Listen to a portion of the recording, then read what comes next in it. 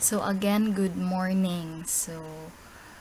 It's Monday and another topic na pod atong i-cater. So it is all about political science and the study of politics. Okay, so I know nga kaning atong tackle karon is somewhat na-tackle na sa inyong political science nga subject, but it is part man sa UCSP, part man sa akong subject, why do we need to understand culture, society, as well as politics? Okay.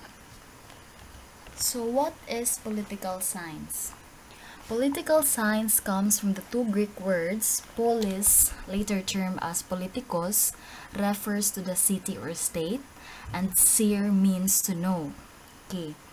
So combining the two meanings, political science aims to know the activities within the state. So such activities includes the following: human interaction, conflict, human and state relations, and power distributions, and also the threats, the foundations of the state, and the principles of the government. Okay.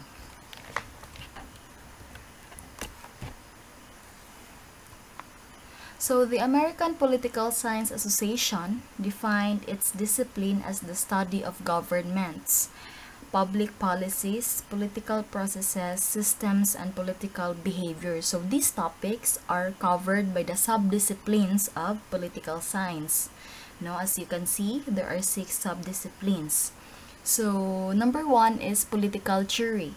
So when we say political theory, it examines the contemporary applications of political concepts such as human rights, equality, peace, and justice. So kaning field, it is significant in furthering theory building in the discipline as much as it provides a conceptual critique of commonly held concepts. It seeks to address the variance of its implementation in society, with the aim of understanding the nature of these concepts and the elements that affect it. Okay.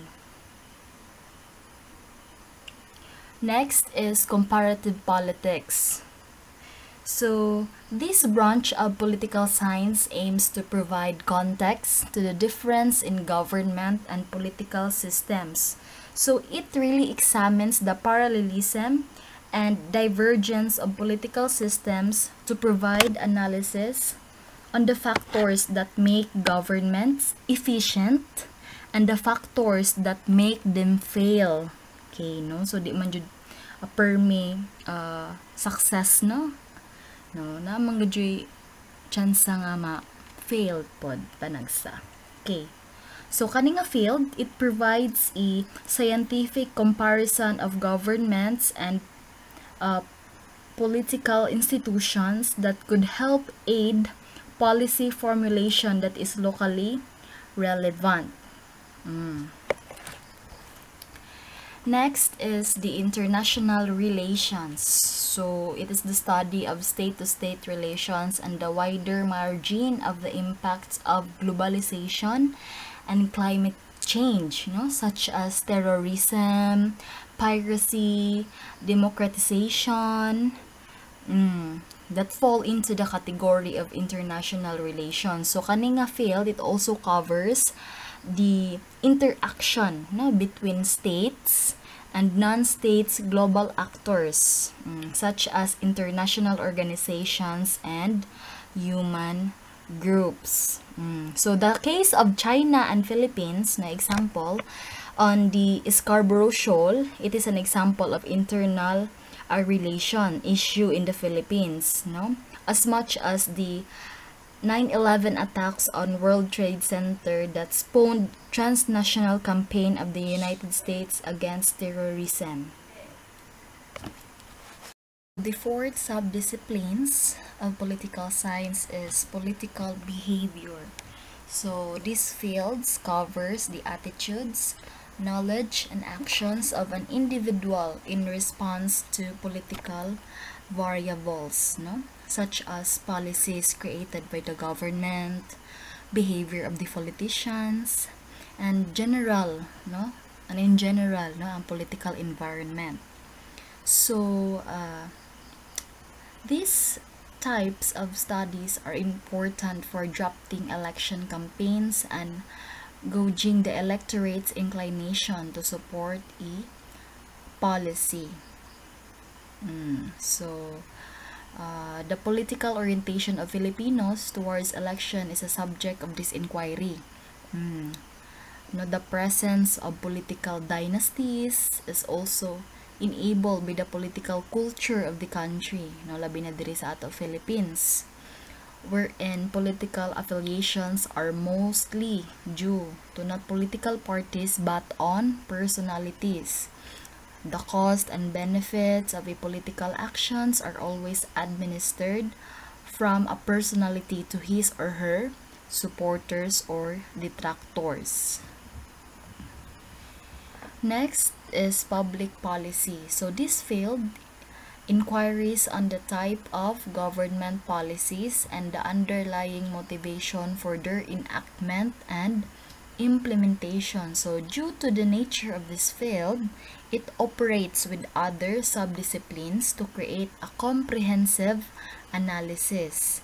Okay, so the general perspective that policies are created to better the living conditions within a territory is at times inaccurate, as political actors behind policy making are also motivated by personal interest, no? Next, okay, so in public policy, so this discipline, it is significant for evaluating the efficiency of enacted policies and the possible revisions, no? Kailangan bang i-revise so that it can accommodate.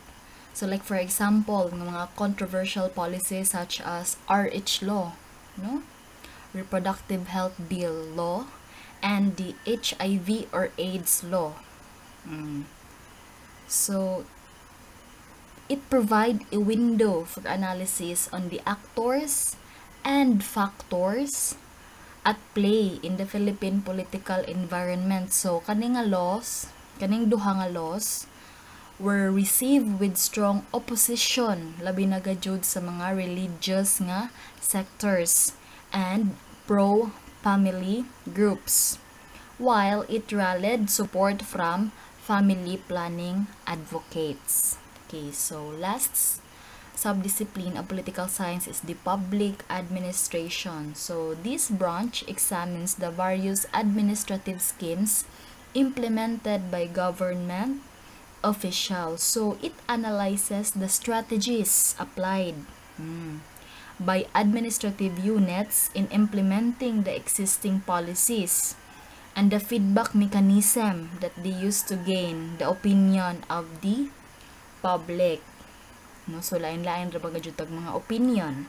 So kani nga field is important in providing scientific evaluation of the efficiency of administrative units in fulfilling their functions and the factors that affect them in their pursuit of accomplishing their deliverables.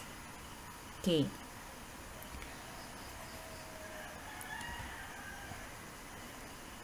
So according to Alfred Boyer, politics, it is an interaction between the civil society and the government in the activity of governance.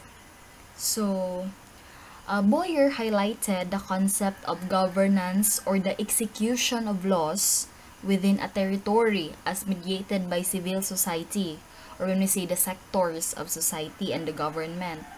So the government act as the arbiter of rules and laws within a territory.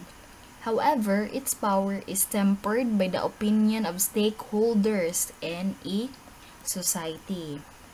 And also, according to Weber, no, kani sila mga tourists, he described that politics as the exercise of power within a state. So he introduces the essential or the two essential concepts in political science, which are the power and the state. So when we say power, no, it is the capacity to direct and influence the decision of others, while the state is a political entity that consists of four elements. No, so kaning four elements is territory, government, people, and sovereignty. Okay, so state is a community of person, no, more or less numerous, permanently occupying a definite portion of territory, having a government of their own, to which the great body of inhabitants render obedience and enjoying freedom from external control. So, a state is a political concept, no, which makes it intangible. So, iyang characteristics is it is independent from external control, and number two, it may consist of many nations. The four elements of state. Number one is territory. So this is the geographic space in which the sovereignty of state is exercised. So a territory includes the terrestrial, fluvial, and aerial domains. So including territorial seas, the seabed or the ocean, the subsoil, the insular shelves, and other submarine areas. So if you can read Article 1 of the 1987 Philippine Institution that declares the territory of the Philippines. So it states that the national territory comprises the Philippine archipelago with all the islands and waters embraced therein, and all other territories over which the Philippines has sovereignty or jurisdiction. So, consisting of its terrestrial, fluvial, and aerial domains, including sea. Okay, so it's stated there. So, the waters around between the connecting the islands of the archipelago, regardless of their breadth and dimensions, from part of the internal waters of the Philippines. Okay. So next is government. So the set of personnel who manages the affairs of the state in its act of allocating scar values. So it is called government. It is a political organization through which the collective will of the people is formulated, expressed, and executed. So its existence is dictated by the political system that it revolves on. So as you can see, Aristotle provided as a classification of governments, based on number and its efficiency in governance. So a government that is covered by one ruler who has efficient administration of political and economic values is monarchy. Okay, no? So a perverted form of it is tyranny, or the rule of a dictator. So Aristotle argued that a tyrant ruler serves only his or her own interest, si Jara, one. Okay, So kaning a leader, it is prone to using force to stay in power as he or she merely usurp it. So monarchs are better leaders as they are not prone to employ force to subjugate members of their society, as they do not feel the pressure to maintain their position where they inherited. Okay. Next is Aristotle also argued that the rule of the few intellectuals, known as aristocracy. Okay. So he said that it is the best form of government, because it is less prone to corruption given that is run by a group of people who have no vested self-interest due to their high moral values and non-economic preoccupation. So according ra na ni Aristotle ha, no, so less to corruption ko, no, because of their high moral values, no. I don't think so if sa atong government karon, no, na kuan pa ba na, no, sa ubang tao, no, personal, okay, na nahiagom sa atong government. Okay, so contrary to this, no, the rule of few rich individuals is seen by Aristotle as problematic. Nganong problematic man? Because as the rulers are more predisposed to further their economic interest, no? So, na sila interest nganong nisud sila o government, no? Basig suman, no? Dawat limpyo ra ng uban diha. Okay. So, according to Aristotle pod, so the best alternative for an effective government is the rule of the middle class, no, which is known as polity. Kani polity. So, kani nga type of government is the most efficient as it is less prone to corruption. So, this is due to the rulers who come from middle class, are satisfied economically, and are well educated, no, matud niya. But then sa atong nabantajan karon, no, maskin ma middle class or unsa pa na sila diha, unsa pa na sila ka educated, if naagi jud sila interest nganong nisud sila politika, murag patigbabaw jud na ilang kaugalingong interest, no, without pakialam sa people, no, ilarang kaugalingon ilang gyunahon na ba. Okay, so although this is well accepted by current world leaders, democracy was considered by Aristotle as an ineffective type of government. So again, he also said that democracy had the potential, of course, for chaos and corruption. So dili man gyud na mawa sa government. So maskin na lamang no nga malesen ba. Given that it is ruled by the masses that are generally economically challenged and lacking proper education. So, next is people. Okay, so this is the crucial element of state, no? As it is through the existence of the people that concepts on government, state, territory, and sovereignty take shape. So, in the context of political science, people is synonyms to a nation. So, a nation is a concept that is related to ethnicity, as people within it are bound by cultural and historical ties. So, a state can consist of many nations, and a nation can be framed within different forms of government. Okay, so when a state is composed of people who share the same culture and history, so it gains the compounded identity of being a nation and state. Because not all states can be considered as such due to the lack of shared identity among its people. Okay. Next, sovereignty.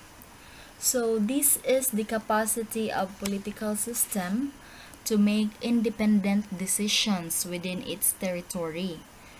So sovereignty can be classified in terms of its scope. So number 1 is internal sovereignty, which refers to the capacity of a political system to implement its rules and policies within its territory, whereas external sovereignty, it refers to the recognition of that system's existence and authority by other actors and systems. So, the capacity of the government to quell rebellion by separate groups is a maker of its internal sovereignty. No? So when a government internal sovereignty is perceived by other global actors as weak or even non-existent, no, external sovereignty may be challenged.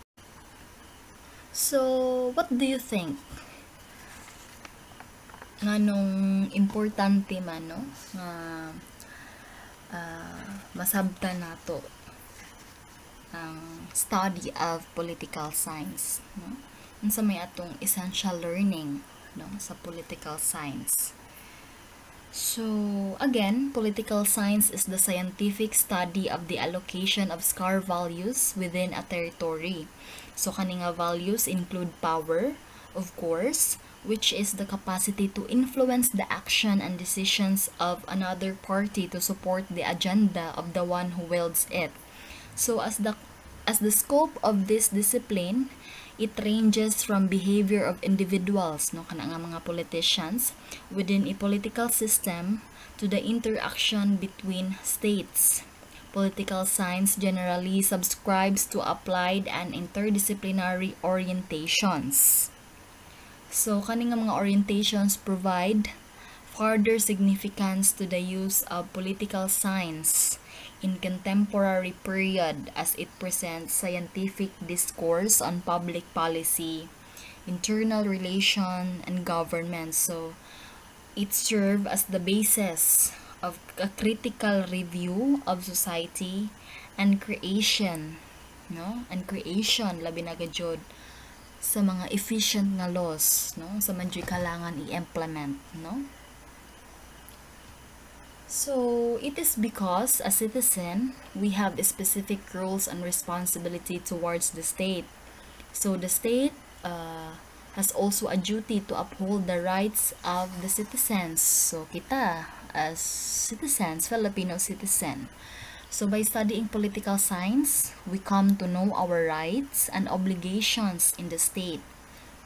And studying political science also help us realize the multifarious function of the state, thereby enabling the learners to assess their own government. So, nagadji ubanin jud diba nga ganahan jud mag pohon basig mahimo mong mga presidente, senators, or mga cabinet members. So, labi nag-ingani ba is grabe jud kaadyo ni nga part, no, labi na kaniatong government, no, kalahi-lahi itang opinion, and I guess kana nga mga complex topics is na-cater na sa inyong political science nga subject. So kaning ako is just basic ra nga kuan. Now, why do we need to study, or why do we need to know? Okay. So, I want you to answer this one. Okay, so in a one whole sheet of paper. So, territory is one of the main points of conflict among states. For a long time, the Philippines has been in a political disagreement with China. No, I guess you are all familiar with this. Disagreement with China over the Scarborough Shoal. So, you may follow this link, no, kanang Global Nation Inquirer Net, okay, to read the history of the conflict of these two countries. So after which, answer the questions that follow. Now, what is the claim of the Philippines on Scarborough Shoal? No, what is the claim of China on Scarborough Shoal? And I want you to differentiate the political decisions made by Filipino presidents, no, sa atong mga president, labi na karon, no, Duterte, from Duterte down to Aquino, to Arroyo, okay, in reference to China and its activities in the area. Okay. So, that would be all for today, and keep safe, everyone.